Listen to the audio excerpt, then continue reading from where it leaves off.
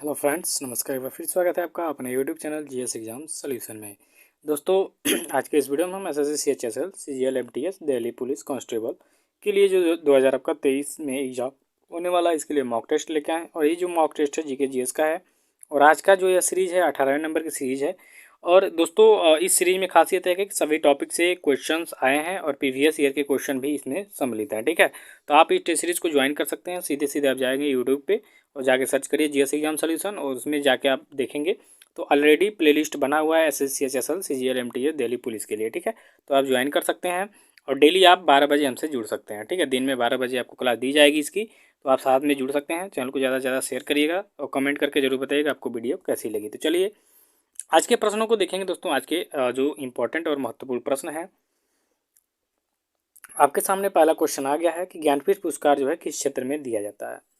ये बहुत important question है। ज्ञानपीठ पुरस्कार के बारे में बात करेंगे तो ज्ञानपीठ पुरस्कार जो है प्रतिवर्ष साहित्य के क्षेत्र में दिया जाता है। ठीक है, साहित्य के क्षेत्र में सबसे बड़ा पुरस्कार है ये भारत में। भारत की बात करें यानी राष्ट्रीय पुरस्कारों में साहित्य के लिए सबसे बड़ा पुरस्कार है ज्ञानपीठ पुरस्कार, और हाल ही में मिला भी है।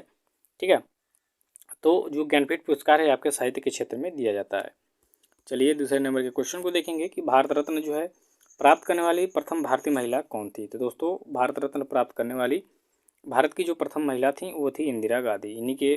ठीक है, इंदिरा गांधी जो थी ये सबसे पहले महिलाओं में इन्होंने जो है भारत रत्न को प्राप्त किया था। ठीक है, बात करेंगे भारत रत्न का तो ये 1952 के करीब में स्टार्ट हुआ था ये, और ये कांग्रेस सरकार ने इसको शुरू किया था। ठीक है, पंडित जवाहरलाल नेहरू के शासनकाल में ये इसकी शुरुआत हुई थी। और सबसे पहले महिला में प्राप्त करने वाली जो थी वो आपकी इंदिरा गांधी थी। ठीक है, चलिए अगले क्वेश्चन में है हिंद स्वराज पुस्तक किसने लिखी है। तो हिंद स्वराज पुस्तक को लिखने वाले जो व्यक्ति थे वो आपके महात्मा गांधी जी थे। ठीक है, कौन थे? महात्मा गांधी। ठीक है, हिंद जो स्वराज है इस पुस्तक को लिखा था आपके महात्मा गांधी ने 1906 में। ठीक है, 1906 या 9 में। ठीक है, तो ये महात्मा गांधी के द्वारा रचित पुस्तक है। अगले क्वेश्चन में है कि अनहैप्पी इंडिया के लेखक कौन है दोस्तों। तो अनहैप्पी इंडिया के जो लेखक हैं वो आपके लाला लाजपत राय जी हैं। ठीक है, लाला लाजपत राय जो हैं अनहैप्पी इंडिया के लेखक हैं।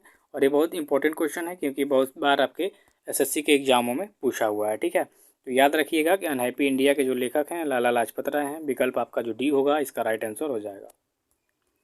अब इसी तरह 5 नंबर के क्वेश्चन में है दोस्तों कि राष्ट्रीय विज्ञान जो दिवस है कब मनाया जाता है। देखिए, राष्ट्रीय दिवस से संबंधित क्वेश्चन है। तो राष्ट्रीय विज्ञान दिवस की अगर जो बात करेंगे तो यह मनाया जाता है प्रतिवर्ष जो 28 फरवरी को मनाया जाता है। ठीक है, प्रत्येक वर्ष 28 फरवरी को राष्ट्रीय विज्ञान दिवस मनाया जाता है। तो इसका विकल्प जो ये होगा सही उत्तर हो जाएगा कि राष्ट्रीय विज्ञान दिवस 28 फरवरी को मनाया जाता है। छठे नंबर के क्वेश्चन में है कि सिखों का प्रमुख त्यौहार कौन सा इनमें से। ठीक है, तो इनमें से सिखों का जो प्रमुख त्यौहार आप देखेंगे तो बैसाखी है। ठीक है, क्या है? बैसाखी पूर्णिमा जो मनाया जाता है यह सिखों का बहुत ही महत्वपूर्ण त्यौहार है और सबसे खास त्यौहार है। ठीक है, तो सिखों का जो प्रमुख त्यौहार है कौन है? बैसाखी पूर्णिमा जो है मनाया जाता है सिखों में। ठीक है, बहुत ही प्रमुख त्यौहार है। आगे के क्वेश्चन में है आपका कि लौह पुरुष किस महापुरुष को कहा जाता है दोस्तों। तो लौह पुरुष जो है यह आपके सरदार वल्लभ भाई पटेल को कहा जाता है। ठीक है, तो इसका जो विकल्प होगा सी सही उत्तर हो जाएगा कि लौह पुरुष जो है आपके सरदार वल्लभ भाई पटेल को कहा जाता है। ठीक है, सरदार वल्लभ भाई पटेल जो थे यह आपके गृह मंत्री थे, भारत के प्रथम गृह मंत्री भी थे। और इन्होंने देशी रियासतों का जो है एकीकरण करने में बहुत ही बड़ी भूमिका निभाई थी, इसीलिए इन्हें भारत का बिस्मार्क कहा जाता है। ठीक है, क्वेश्चन में आता है कि भारत का बिस्मार्क किसे कहा जाता है, तो आपके सरदार वल्लभ भाई पटेल को। चलिए 8 नंबर क्वेश्चन में है नेताजी जो है किस महापुरुष को कहा जाता है। तो नेताजी किसको कहा जाता है दोस्तों इनमें से। तो नेताजी जो है सुभाष चंद्र बोस को कहा जाता है। ठीक है, सुभाष चंद्र बोस को नेताजी के नाम से संबोधित किया गया है। तो याद रखिएगा नेताजी जो है सुभाष चंद्र बोस को कहा जाता है। तो विकल्प इसका जो डी होगा राइट आंसर हो जाएगा कि नेताजी जो है सुभाष चंद्र बोस को कहा जाता है। दो ही नेताजी हुए, एक उस समय हुए और एक आधुनिक में थे आपके माननीय मुलायम सिंह यादव जी। इनको भी नेताजी के नाम से संबोधित किया गया था, लेकिन कुछ समय पहले इनकी मृत्यु हो गई थी। ठीक है, तो याद रखिएगा नेताजी जो है सुभाष चंद्र बोस का उपनाम है। 9वें नंबर के क्वेश्चन में महाभारत के रचयिता कौन है। देखिए, आज के क्वेश्चन बहुत इंपॉर्टेंट हैं, ध्यान से देखिएगा। तो महाभारत के रचयिता हैं आपके महर्षि वेद व्यास। ठीक है, महर्षि वेद व्यास जी जो हैं ये आपके महाभारत के रचयिता हैं। तो इसका राइट आंसर हो जाएगा विकल्प ए महर्षि वेद व्यास। ठीक है, चलिए 10 नंबर के क्वेश्चन में है दोस्तों कि जय जवान जय किसान का जो नारा है किसने दिया था।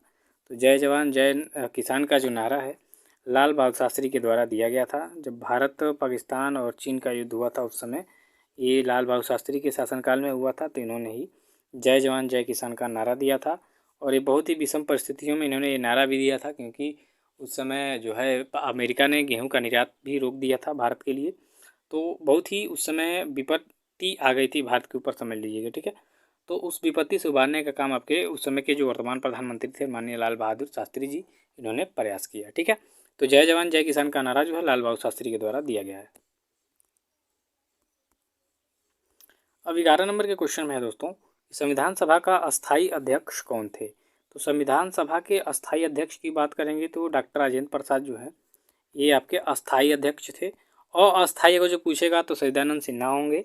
यहाँ पे अस्थाई पूछा है तो डॉक्टर राजेंद्र प्रसाद जी होंगे संविधान सभा के अस्थाई अध्यक्ष। ठीक है, और अस्थाई पूछेगा तो डॉक्टर सच्चिदानंद सिन्हा, और अस्थाई पूछेगा जैसे कि ये पूछा है क्वेश्चन में तो आपके डॉक्टर राजेंद्र प्रसाद। ठीक है, चलिए 12 नंबर के क्वेश्चन में है कि विश्व रेड क्रॉस जो दिवस है किस तिथि को मनाया जाता है।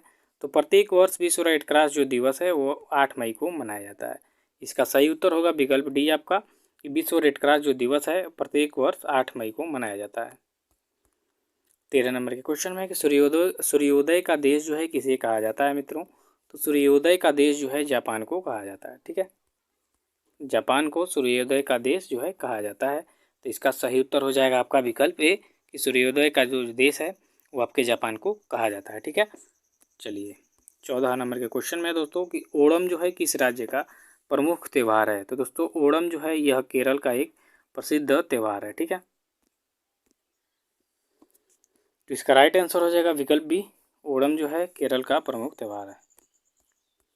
15 नंबर का क्वेश्चन देखेंगे कि दिल्ली भारत की राजधानी जो है कब बनी थी। तो दोस्तों दिल्ली जो है भारत की राजधानी बनी थी 1911 में। तो इसका सही उत्तर होगा विकल्प सी 1911, कि दिल्ली भारत की जो राजधानी है 1911 में बनी थी। ठीक है, उस समय लॉर्ड हार्डिंग भी भारत में आए थे 1911 में। ठीक है, तो दिल्ली जो है भारत की राजधानी बनी थी 1911 में। 16 नंबर के क्वेश्चन में कि सबसे चमकीला जो ग्रह है कौन सा है। तो दोस्तों सबसे चमकीला जो ग्रह है आपका शुक्र है। ठीक है, देखिए शुक्र ग्रह से बहुत सारे क्वेश्चन बनते हैं। इसे सांझ का और भोर का दोनों तारा कहा जाता है। सांझ का तारा और भोर का तारा इसे कहा जाता है। उसके बाद पृथ्वी की जुड़वा बहन भी इसको कहा जाता है, क्योंकि पृथ्वी के सबसे निकट है। ऐसे समझिए ये सूर्य है, सूर्य के पास है बुध, उसके बाद है शुक्र, उसके बाद है पृथ्वी। तो ये देखिए ये पृथ्वी के साथ जुड़ा हुआ है, तो इसलिए पृथ्वी की बहन भी इसको कहा जाता है। इसे सांझ का तारा भी कहा जाता है, इसे भोर का तारा भी कहा जाता है, इसे सबसे चमकीला ग्रह भी कहा जाता है, और सबसे गर्म ग्रह भी इसे कहा जाता है। ठीक है, भले ही बुध इसके नज़दीक है लेकिन सबसे गर्म ग्रह की बात करेंगे तो वो भी आपका शुक्र ग्रह को कहा जाता है। ठीक है, तो इतनी सारी बात याद रखिएगा शुक्र ग्रह के बारे में कि इसे सांझ का तारा कहा जाता है, भोर का तारा कहा जाता है, सबसे चमकीला ग्रह कहा जाता है, इसे सबसे गर्म ग्रह कहा जाता है, इसे पृथ्वी की जुड़वा बहन भी कहा जाता है। तो ये पॉइंट नोट कर लीजिएगा शुक्र ग्रह के लिए। ठीक है, चलिए 17 नंबर के क्वेश्चन को देखिए यहाँ पे कि भारत का राष्ट्रीय पशु कौन है। सब लोग इससे वाकिफ हो गए। भारत का राष्ट्रीय जो पशु है वो क्या होता है, बाघ होता है। ठीक है, तो इसका सही उत्तर होगा विकल्प ए, कि भारत का राष्ट्रीय पशु कौन है, आपका बाघ है। नेक्स्ट क्वेश्चन में है आपका 18 नंबर के कि भारत का राष्ट्रीय पक्षी कौन है दोस्तों। तो भारत का राष्ट्रीय पक्षी आपका मोर है। कौन है, मोर। तो इसका सही उत्तर होगा विकल्प बी, कि भारत का राष्ट्रीय पक्षी कौन है, आपका मोर। इसका सही उत्तर बी होगा। 19 नंबर के क्वेश्चन में है कि भारत का राष्ट्रीय जलीय जीव कौन है। तो दोस्तों भारत का राष्ट्रीय जलीय जीव जो है वो गंगा डॉल्फिन है। ठीक है, गंगा में ये डॉल्फिन पाई जाती है विशेषकर। ठीक है, ये भी संकटग्रस्त प्रजातियों में से है। तो गंगा डॉल्फिन को ही भारत का राष्ट्रीय जलीय जीव घोषित किया गया है। ठीक है, इसका राइट आंसर विकल्प सी होगा। अब 20 नंबर का क्वेश्चन देखिए कि अंतर्राष्ट्रीय ओलंपिक समिति का जो मुख्यालय है कहाँ पर स्थित है दोस्तों। तो अंतर्राष्ट्रीय ओलंपिक समिति का जो मुख्यालय है वो आपका लुसाने में स्थित है। कहाँ पे, लुसाने में। तो इसका राइट आंसर हो जाएगा विकल्प डी, कि अंतर्राष्ट्रीय ओलंपिक समिति का मुख्यालय है आपका लुसाने। 21 नंबर का क्वेश्चन देखेंगे यहाँ पे, एजरा कप का संबंध जो है किस खेल से है दोस्तों। तो एजरा कप का जो संबंध है ये आपके पोलो खेल से है। किससे है, पोलो खेल से। तो इसका राइट आंसर हो जाएगा विकल्प ए, कि एजरा कप जो है पोलो खेल से संबंधित है। अब 22 नंबर के क्वेश्चन को देखेंगे कि स्मृति मंधाना जो है किस खेल से संबंधित है। तो दोस्तों स्मृति मंधाना जो है क्रिकेट खेल से संबंधित है। तो इसका राइट आंसर हो जाएगा विकल्प बी कि स्मृति मंधाना जो है क्रिकेट खेल से संबंधित है। 30 नंबर के क्वेश्चन में किस तत्व की कमी के कारण घेंघा रोग होता है। तो घेंघा रोग का जो है कमी वो आपको जो आपके शरीर में जब आयोडीन की कमी होती है तो घेंघा रोग होता है, जो गले में होता है, गला फूल जाता है। तो आयोडीन इसका राइट आंसर हो जाएगा कि आयोडीन की कमी के कारण मानव शरीर में घेंघा रोग होता है। 24 नंबर का क्वेश्चन है कि टाइफाइड से शरीर का कौन सा अंग प्रभावित होता है दोस्तों। तो टाइफाइड के से शरीर का जो है आंत जो है शरीर में जो आंत होती है ये सबसे ज़्यादा प्रभावित होता है। तो इसका विकल्प जो डी होगा राइट आंसर हो जाएगा। इस टाइफाइड से जो आंत है ये सबसे ज़्यादा प्रभावित होती है। 25 नंबर क्वेश्चन है कि पालक के पत्तों में किसकी मात्रा सबसे अधिक होती है। तो दोस्तों पालक के पत्तों में अगर जो सबसे अधिक मात्रा की बात करेंगे तो आयरन होती है। ठीक है, आयरन अर्थात लोहा। ठीक है, आयरन अर्थात लोहा, यानी आयरन की अगर जो हमारे शरीर में कमी हो तो पालक का सेवन करेंगे तो आयरन की कमी दूर किया जा सकता है। ठीक है, तो पालक के पत्तों में आयरन की मात्रा सबसे अधिक होती है। ठीक है, तो आज के वीडियो में बस इतना ही, मिलते हैं नेक्स्ट वीडियो में, तब तक के लिए धन्यवाद, थैंक यू सो मच।